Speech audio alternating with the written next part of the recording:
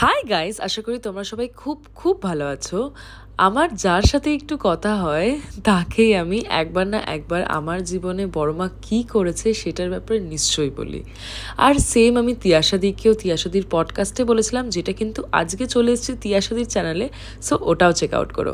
যখন তিয়াশাদিকে আমি বড় মার ব্যাপারে বলি, তিয়াশাদি খুব উৎসাহিত হয়ে বলে যে আমাকেও একদিন নিয়ে যাবি। এবার কেউ বড়মার কাছে যেতে চাইলে আমি না নিয়ে যাওয়ার কে বলো? তাই আজকে চলে গেছিলাম বড়মার কাছে। বড়মা খুব ভালো করে দর্শন করে আমি তিয়াশাদিকে নিয়ে গেছিলাম ওই দোকানটায় যেখানের কচুরি আমার খেতে খুব ভাল লাগে।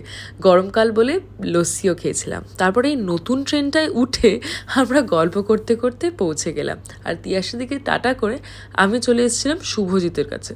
শুভজিৎ আমাকে নিয়ে গেছিলো ফুচকা খাওয়াতে, যেখানে ওকে ভিডিও করছিলাম বলে ঠেলা মেরে আমার ফোনটা জাস্ট ফেলে দিয়েছিল।